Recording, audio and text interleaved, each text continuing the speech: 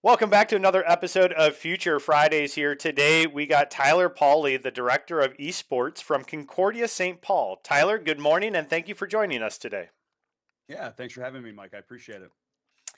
We'll go ahead and get right into this.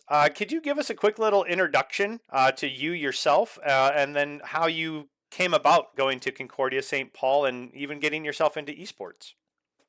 Definitely. So I born and raised in Minnesota. I've lived here for most of my life. Certainly call it home at this point. Sort of my start in esports began when I was going to college myself. Just kind of became a huge esports fan. I started playing League of Legends early on in the early stages of that game, and it kind of got me hooked. And then just kind of followed the professional scene for a really long time. Eventually, I took a teaching job at Rosemont High School here in Rosemont, Minnesota. And I had a student who wanted to start an esports club at the school. And so I did that. And through starting that and kind of doing a little research in Minnesota to see what, kind of events were going on, I got connected with Jake Utites over, who runs the MNVL, one of your colleagues I know at Fenworks. And him and I sort of started building along with a few other people as well. MNVL, the Minnesota High School League, and we competed in its first year as one of three schools, which was pretty cool.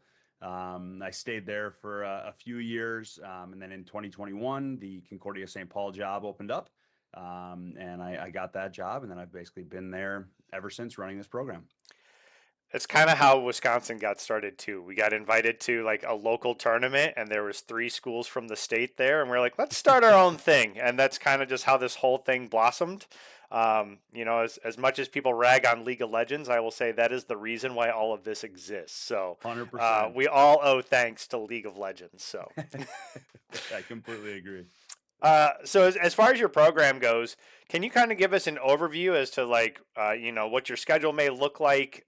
Do you require things like practices? What does a structured practice look like? And then like, how many leagues are you competing in? Like, what's your time frame look like for that? Yeah, so we compete year round, just like most collegiate programs do, just like a lot, most high school programs do. For us, we play in a fall. We play in the fall semester and the spring semester, so it's kind of broken up into two. Our teams at Concordia, we play in the NECC, which is the biggest collegiate competition provider, I guess, if that's what you want to call it, among the providers. Um, and then we also play in most of the developer publisher leagues. So like CVAL and CLOL that Riot hosts, those kind of leagues as well. So we're either playing in one or two leagues in any given semester, depending on when they run. As far as kind of like an overview of our schedule throughout the year, all of our teams have two required practices a week, and then there are usually one or two games that they have as well. So you're looking at maybe like a 9 to 12 hour commitment, depending on the game, how long they're taking, etc.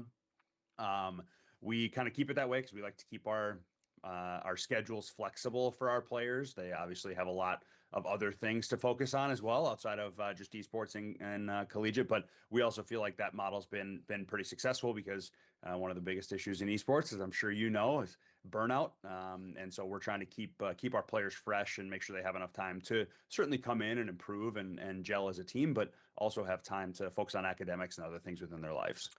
Do you structure your teams in kind of like a varsity JV or a blue, white, yellow type situation? Yeah, Sorry, yeah, looking at your great. logo, No, I trying to love it. figure that out. That's okay. It's a great analogy because we do use blue, gold, and white, so it's a good analogy.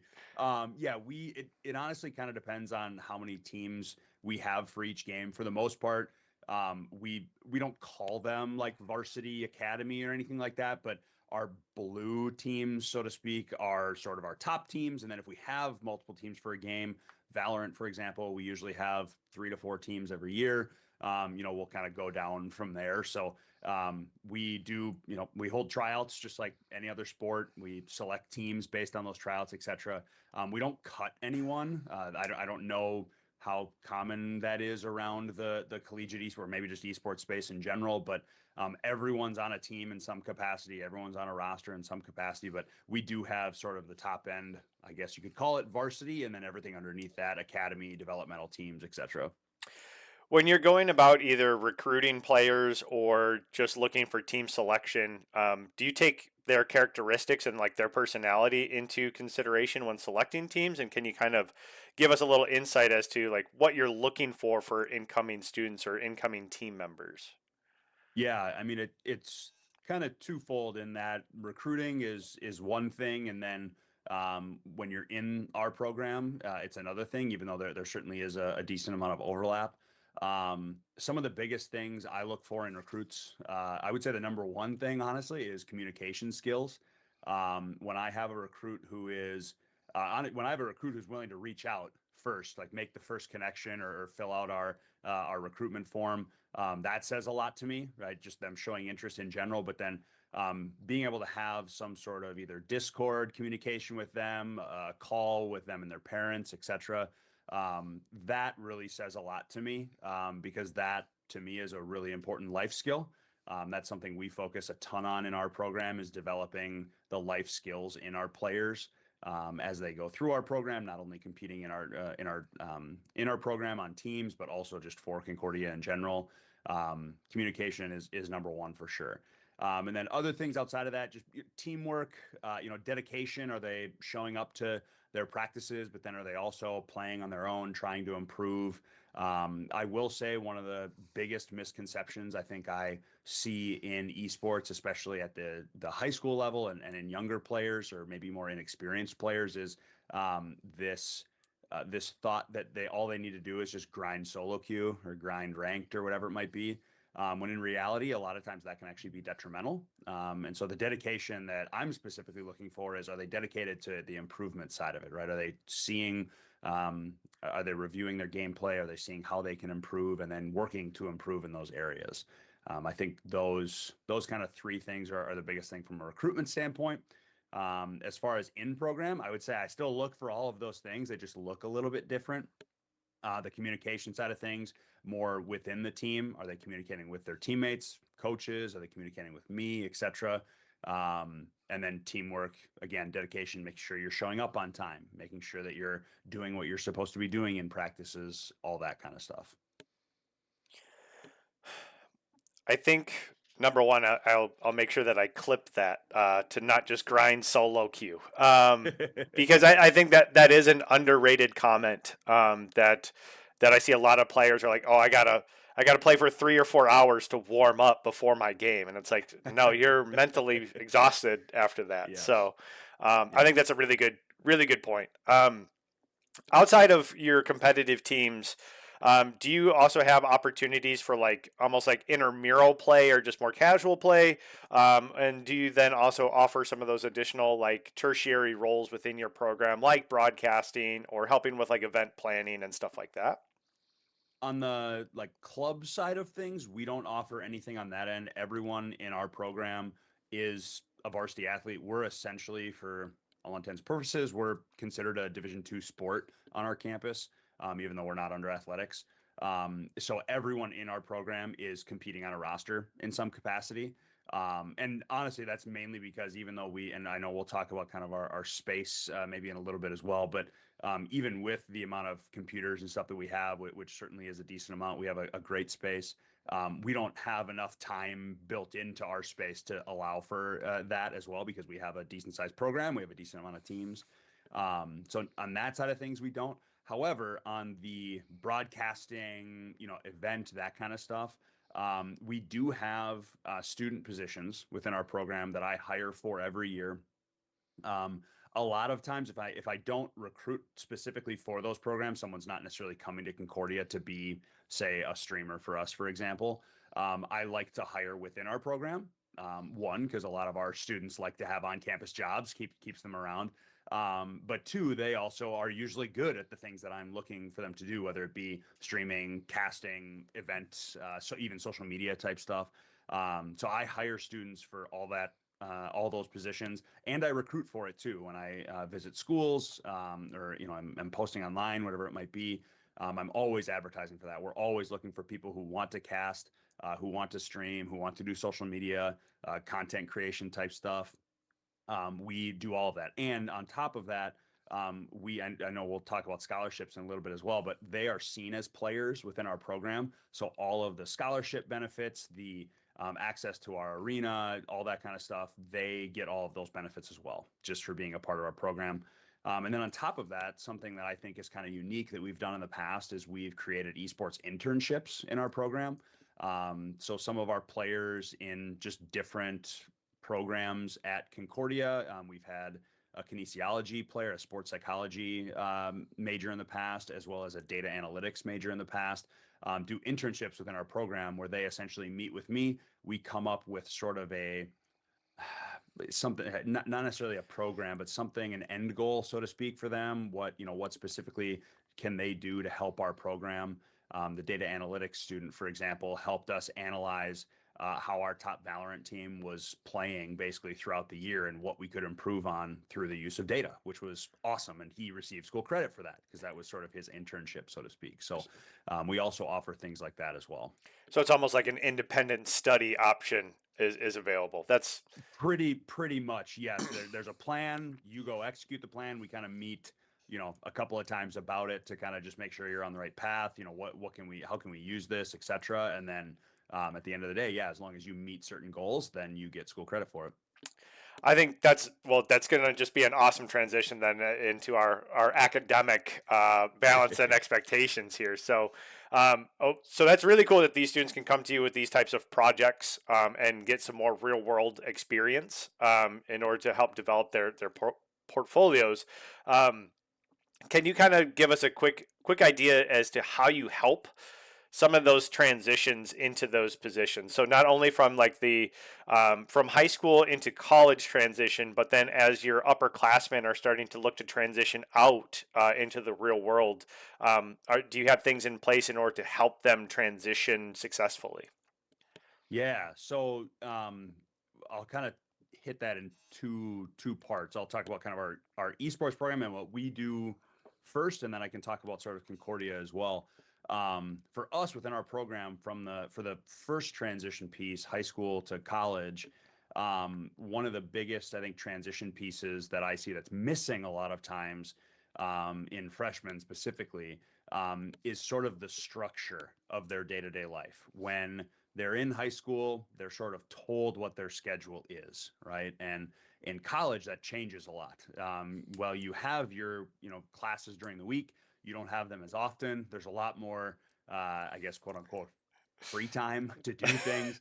And so, how you go about structuring that free time is very important. And I think one of the biggest determiners of academic success, esports success, career success that I've seen in our players at Concordia is how players deal with that structure, right? Those people that take the time to really make sure that they're being proactive with their free time and doing things that are productive, they are the ones who are more successful. And the players that aren't, they're sort of more lazy about it in a sense. They are usually not as successful. Now, that's not always the case, but I would say more often than not it is. So, from a structure standpoint, for us, what we do in our program, I think it's super important to keep everyone's schedules the same throughout the semester and hopefully throughout the year if possible. So I always try to make practices at the same time. We even a lot of times will put practices and games on the same day. A lot of our players like that a lot because it's a little less stressful practice. So a lot of times it'll be VOD review, game prep, all that kind of stuff. Leading up to a game, and then they can go and they can actually play the game for that short amount of time. You kind of referenced earlier the whole solo queue grind mindset of like playing for 6 hours straight. You can't focus anymore after that. So I think that's something that we really like to do is just kind of help maintain that structure. And then on top of that, we really emphasize things like making sure that you show up on time. Are you, putting in additional effort, not just in esports, but academics? Are you showing up to the things that you're supposed to be showing up to? And then lastly, helping people understand what they need to do to motivate themselves. I think a lot of young players come in with the motivation initially of being, I want to go to college, I want to get a scholarship to play esports. But then once they have that, a lot of them are kind of like, okay, well, what's my next push, right? And they struggle a lot of times with how do I motivate myself to do that when I have these classes, I have homework, I have maybe a job, all that kind of stuff. So we really try to work with players and give them sort of tips, ideas of how they can make sure that their lives are balanced. They have a good balance between playing, academics, working, etc., and kind of going from there. The second part of your question, moving on out of our program, I'm going to tie our esports program specifically doesn't necessarily have any ties to the outside world, but what I will say is our programs at Concordia have a ton of connections, especially within the Minneapolis and St. Paul area, and I would say just the Midwest as well. We also have sister campuses around the country that have a lot of connections in other regions as well. So that's one thing that I know a lot of people have enjoyed about Concordia itself. One of the biggest stories I think I like to talk about is I think it was maybe 2 or 3 years ago. We had 150 students from India fly in just to be a part of our IT master's program, simply because of the not only the program itself, but the connections that we have within the tech space, specifically computer science space, within Minnesota as well as the United States. That all of them were able to successfully go through the program, get jobs, etc. So there's a lot of that happens in Concordia, not just in the computer science IT world, but that's one great example I like to share about that as well. I think that's an awesome story because Yeah. I do know too we have like a Concordia here in Wisconsin too, and Yep. I'm hoping to get them onto the future Fridays too. But I think that's an impressive network. It's not just like your local campus, but it's a Yep. nationwide type campus. That's a good thing to highlight. Um, Definitely. as you're and I'm going to ask then the parent supporting question here. How do you help support make sure that they have a gaming and academics balance when not part of the program too? Because again, part of that freedom that they have is that maybe they're going back to their dorms and playing for Yeah. until the wee hours of the evening. Yep. Do you have some support in order to help maintain that balance? Yeah, no, that's great. So we do a lot of different things that kind of help with the balance of not only being what we consider to be a Division II athlete really year round, um, but also just building those life skills that I talked about. That's such a huge thing that I try to promote and emphasize.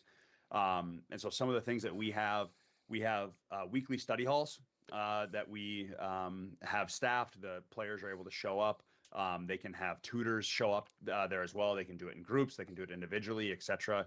It's just it's in my opinion, one of the most underutilized aspects on college campuses is just tutors in general. A lot of times because those tutors end up being students that are in the same classes who just happen to be really good at whatever subject that is.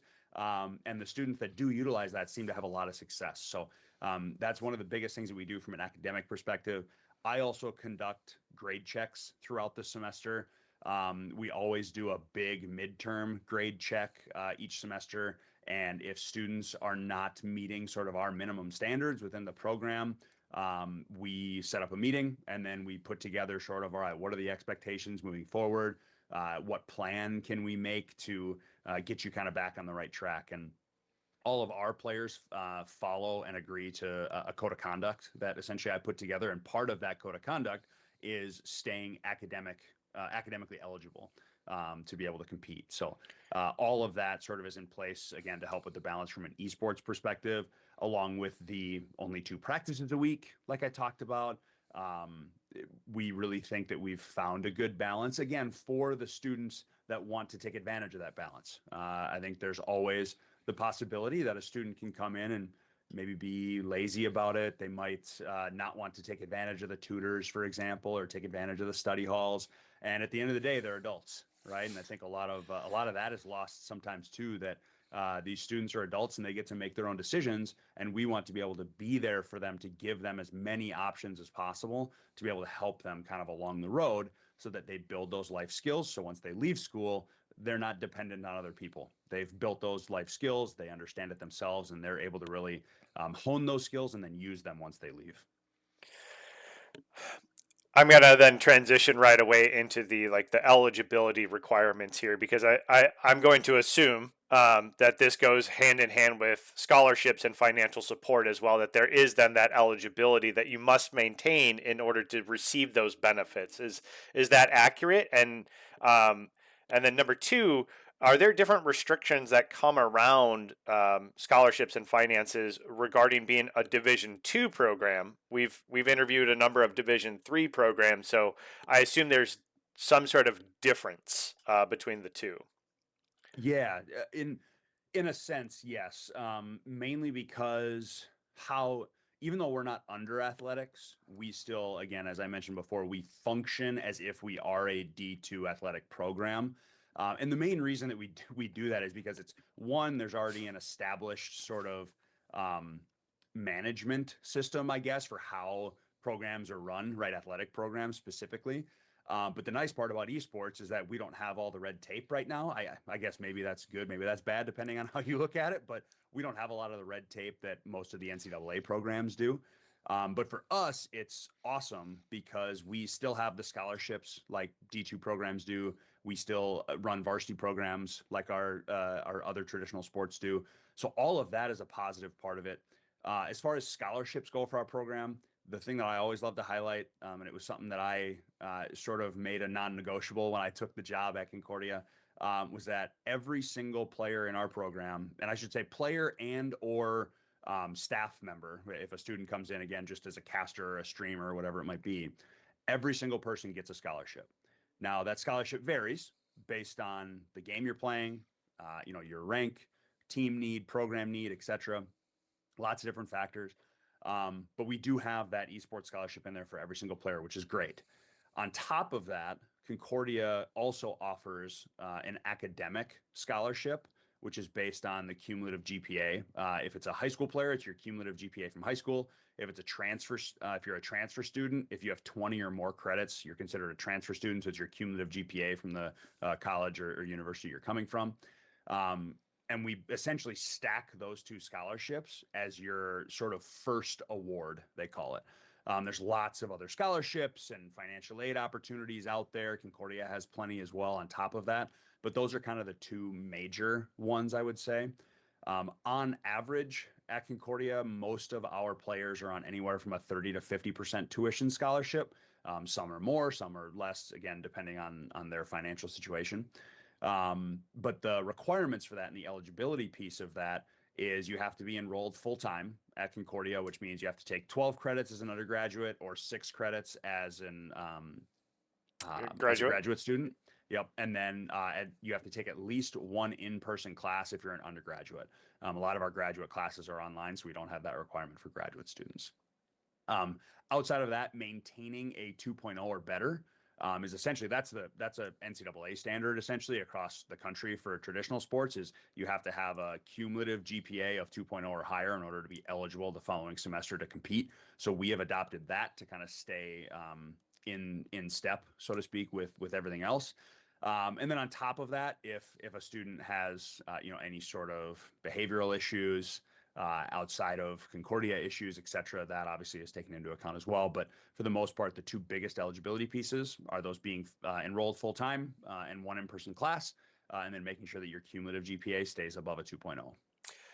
And I think that's an achievable standard. Yes. 2.0.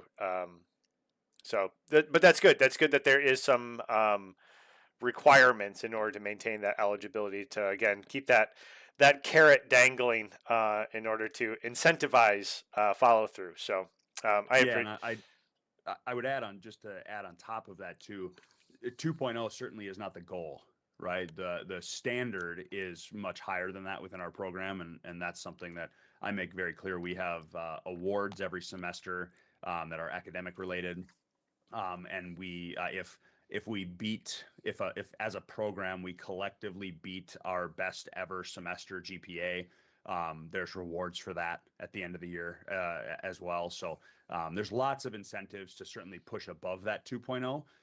But it also made a lot of sense when speaking with leadership at Concordia, speaking with athletic programs at Concordia, that trying to keep it the same on campus, whether it what we are officially a D2 sport or not, was very important. It seemed, kind of keeping a level playing field Hmm. across the board. And the cool part about it is there's actually other non-sport programs on campus that have taken our code of conduct and have started to use it as well and implement it in their programs and extracurriculars.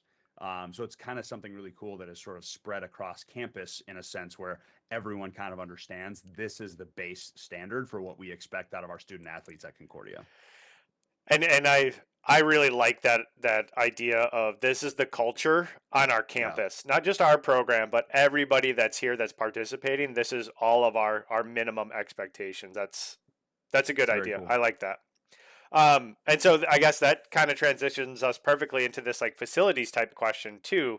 Can you talk a little bit too about then the facilities, your equipment availability, but then I'm also going to assume from the graduate assistant comment that you made that you have some support staff as well. It's not just potentially just you.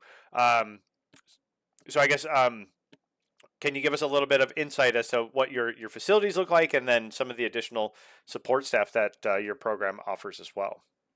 Yeah, we have our own lab on campus, which is great. It was built just for us. We kind of have half of a building that's dedicated to our program. We have 29 PCs. They all have been updated within the past year and a half or so. So they all run really well. Logitech peripherals on all of them. We also, one of the things I like to highlight, mainly for the Val type players or Overwatch type players, Rivals type players. We also play on 27-inch, 280 hertz overclock monitors, which are just awesome. If you haven't played on one before, I would highly recommend it because it changes how the game functions. It's awesome. It really is. You'll never go back. And then we also have sort of a small lounge area in the front of kind of one of our big practice rooms that has TVs where a lot of our players can, come in and sometimes take naps during the day or just kind of, watch some stuff on TV. So that's a fun kind of area as well. As far as support staff, I'm the only full-time employed person within the program.